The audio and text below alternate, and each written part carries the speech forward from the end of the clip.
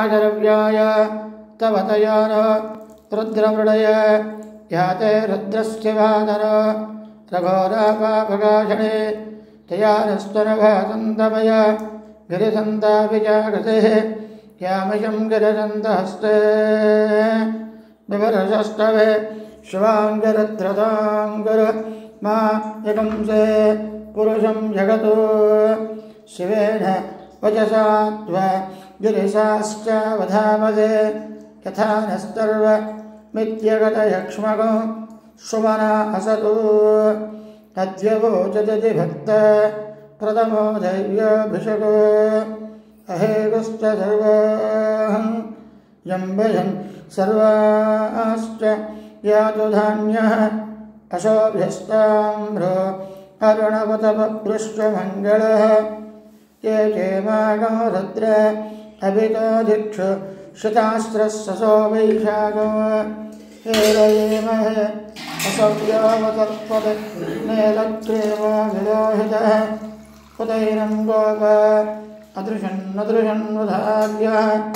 कुतैनं विश्वाभूतानि सधृष्णां मृडयातिनः नमोऽस्तु नीलग्रीवाय सहस्राक्षाय मेरुते अथो ये अस्य सत्त्वा नोऽहं तेभ्यो वरं नमः प्रमुञ्चनन्दन स्तोभय रात्रिहोद्या यश्च ते हस्त इषवक्परादा भगवो भव अवदत्यधनस्प्रभो सहस्राक्षते शुधे निषेव्यजल्याळो मुकाशुवो नः सुमना भव विद्यं धनुर्कपद्दिनः विसल्यो भाणवागं मुद अनेशन्नस्य शव आभरस्य नजं गजेः याते दुर्मे दुष्टम अस्ते बभूवते धनुः तयास्मान् विश्वधस्त्वमयज्ञय परिपूज नमस्ते अस्त्वायुधाय अनाथताय धृष्णवे उभाभ्यां वदते नमो बाहुभ्यां तव धन्वने परिधेदन्वन हेतिरस्मां गृणक्तविस्पदः अथो यजस्तवारे अस्मिन्निदेहितं नमस्ते अस्तु भगवन् विश्वेश्वराय महादेवाय त्र्यम्बकाय त्रिपुरान्तकाय त्रिकाग्निकालाय कालाग्निरुद्राय नीलकण्ठाय मृत्युञ्जयाय सर्वेश्वराय सदाशिवाय श्रीमन्महादेवाय नमः। ॐ नमो हिरण्यवाहवे क्षेनान्यजुताञ्जपतये नमो नमः। वृक्षेभ्यो हरिकेशेभ्यः पशूनां पतये नमो नमः। सस्पेञ्जराय विधेमते पर्थीनां पतये नमो नमः। बभ्रुषाय विव्याधि नेन्नानां पतये नमो नमः। हरिकेशायोपभीतने पृष्ठानां पतये नमो नमः। भवश्चैक्ये जगदां पतये नमो नमः। रुद्राय तथाविने क्षेत्राणां पतये नमो नमः। सोताय हन्याय वनानां पतये नमो नमः। रोहिताय स्तपतये वृक्षाणां पतये नमो नमः। मन्त्रिणे वाणिजाय कक्षाणां पतये नमो नमः। भवन्तये वारिवस्कृता औषधीनां पतये नमो नमः। पुष्टेर्घोषाय क्रन्दयते पत्नीनां पतये नमो नमः। कृष्णभीताय धावते शत्वानां पतये नमः। नमस्सहमानाय निर्व्याधिन आव्याधिनीनां पतये नमो नमः। ककुभाय निषङ्गणे स्तेनानां पतये नमो नमः। निषङ्गण इषुमते तस्कराणां पतये नमो नमः। वञ्चते परिवञ्चते स्टायूनां पतये नमो नमः। विचेरवे परिचराय अरण्याणां पतये नमो नमः। सुरकाभ्यो जगागुंसभ्यो मृष्णदां भतये नमो नमः सिमभ्यो नक्तञ्जरेभ्यो प्रवृन्दानां भतये नमो नमः उष्णेशने गिरिजराय कुलञ्जानां भतये नमो नमः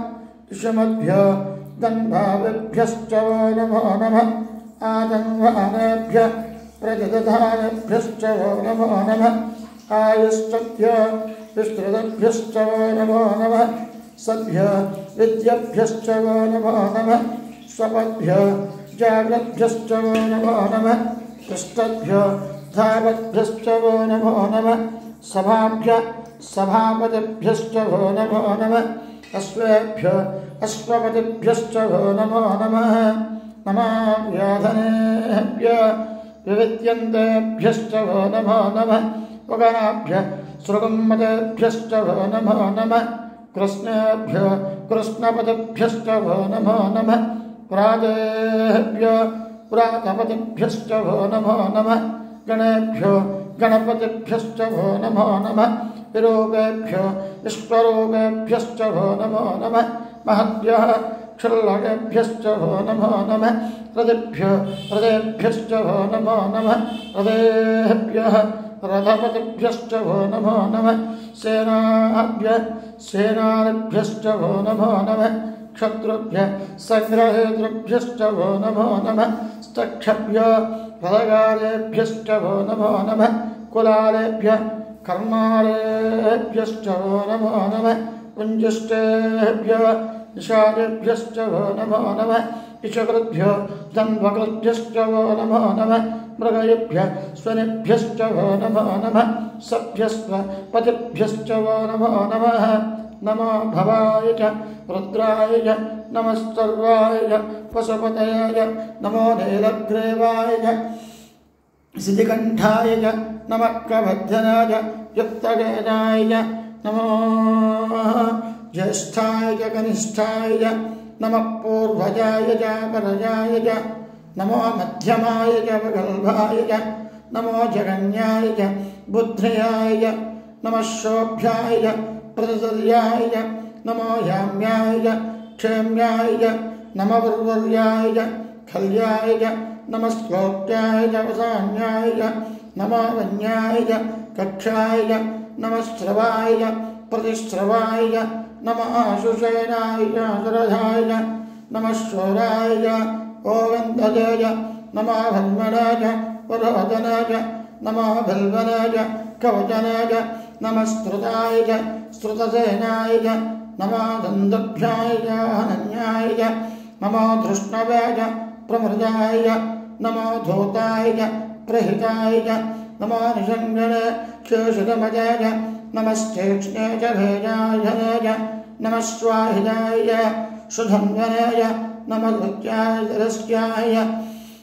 नमो नाध्याय च वैसन्ताय च नमः कोप्याय च भाग्याय च नमः भस्याय च भस्याय च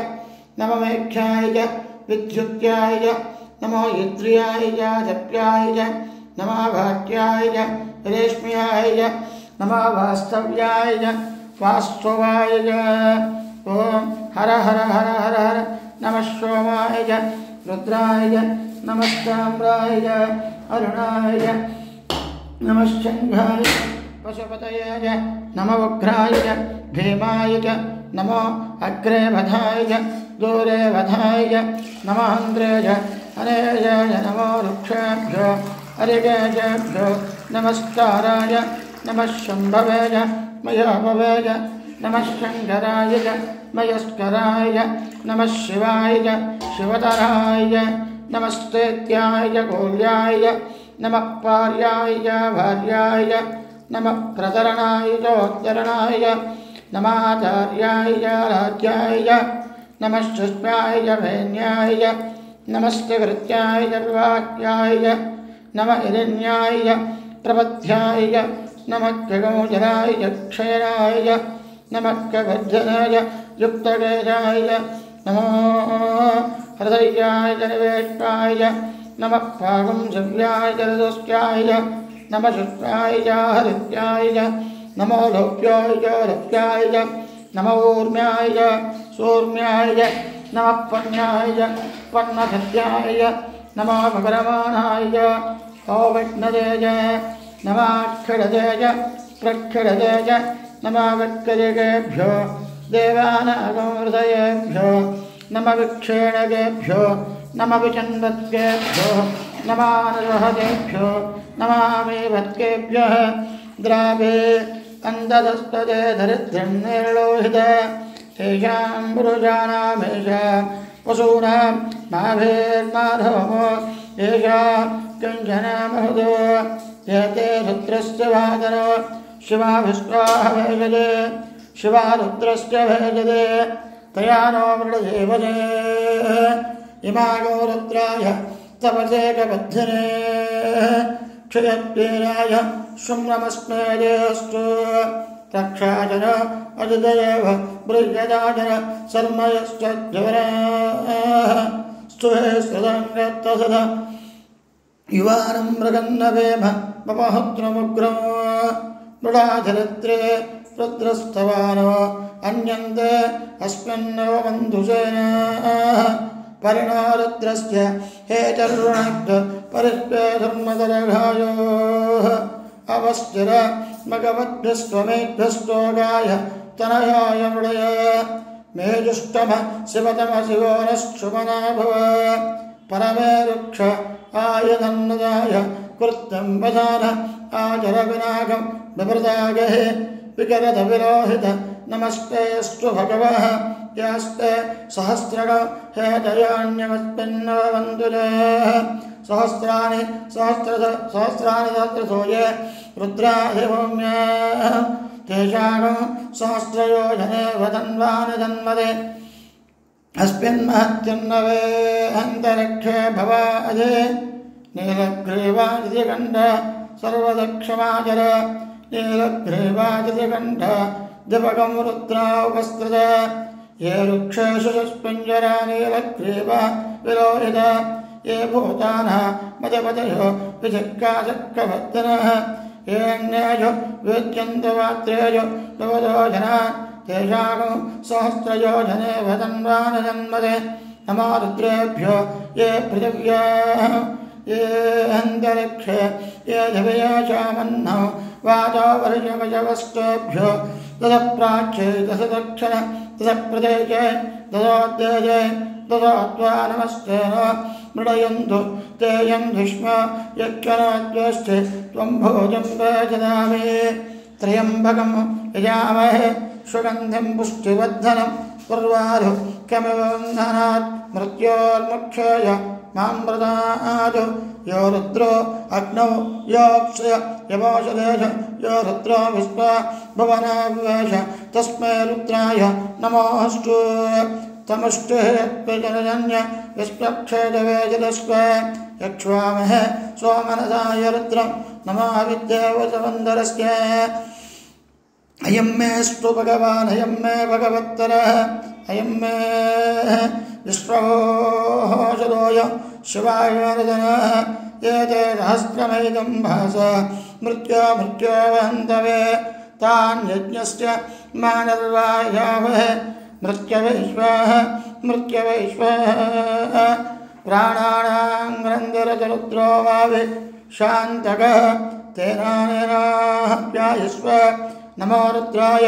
विष्णवे मृत्युर्मे पाहि।